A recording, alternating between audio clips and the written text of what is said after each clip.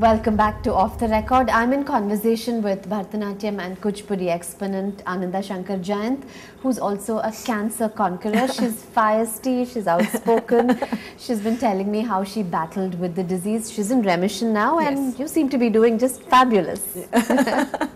Would you like to tell us about your early days in Kalakshetra? I joined Kalakshetra when I was 11. Prior to that, I was a student of K. Swami Pillai, and prior to that, Sharada Kesharam in Hyderabad. I won the All India Gold Medal in the junior section and decided to join Kalakshetra. Came home on one summer, everyone comes to Chennai for summer. So we had come for summer, and my mother took me to Kalakshetra. But before that, let's tell them the story of how, when Ananda was 4 years old, she and her mother went to a temple.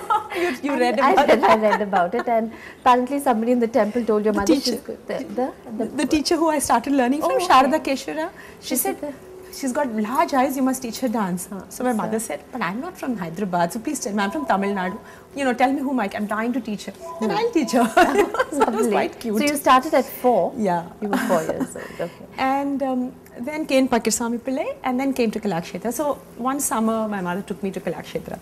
And Rukmini Devi, Arundel, I wanted to meet her. We sent a chit in. And she came out. I still remember, flowing, hair with a maroon sari, and typically did namaskaram to her, and said, you must bless me. So to be like, some part of you, like, I should be a little bit like you. She said, you'll be greater than me. And she immediately admitted me into Kalakshetra. Did she ever teach you? She never taught at that age, in that sense. She never took class, but I was very lucky to be part of 2 or 3 of her choreographies. So she choreographed on a huge learning experience. Seeing creativity emerge right in front of your eyes at that level.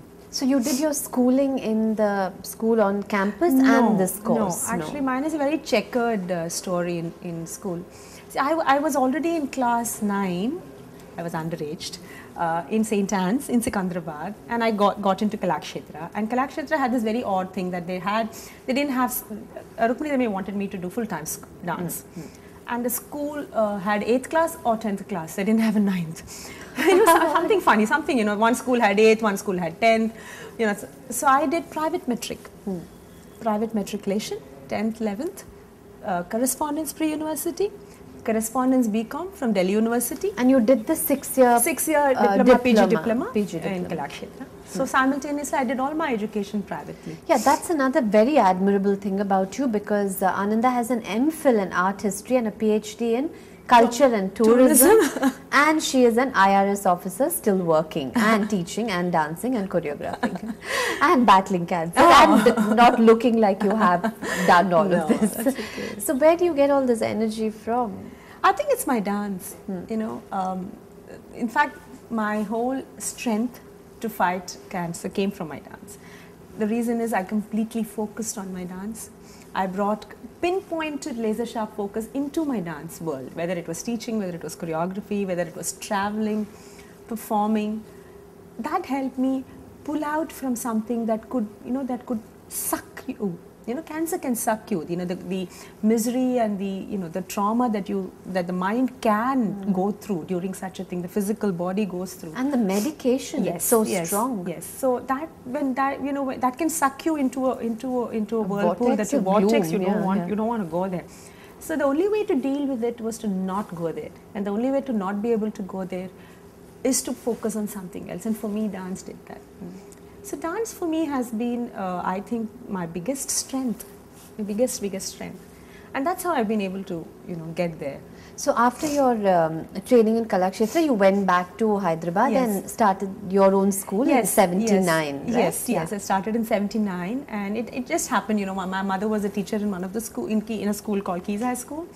And some parents said, why don't you start teaching? And it just started like that, So I grew up with my students. They called me Akka, and they still do. So my first memory of Ananda was when I was 8 years old, and my cousin Revati Anand was your student. Yes. And we used to go to Hyderabad for our summer vacations, and I've come to Keys High School, and we'd all wait for you to just turn and look at us. We were like tiny tots. Little ones. Revati was one of my earlier students, and she's doing very well now.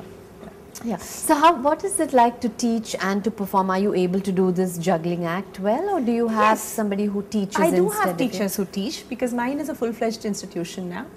I do have teachers who teach the junior levels. I take the senior classes. I still do. I choreograph completely and perform with my group. Now I also have people who freelance with me. So you say you're in remission, which means that are you under observation? Can you explain? No, remission that? means every year, when they do your checkup every year, you're declared that there's nothing there. So this checkups, they go on for the first 5 years, and then you're declared free of it. So when you're given medication, you have to be on medication, like oral medication now. Yes. Does it take a toll on you, especially when you're doing something as strenuous as dancing? No. Now I'm fine. I mean, that oral medication is nothing actually. I mean, it's called tamoxifen. I have 2 tablets every day, and I need to take it for another 4 years. But it doesn't tire you out, no? Yeah, a little bit, but that's okay. It's nothing like when I actually had, when I went through chemo, that was something.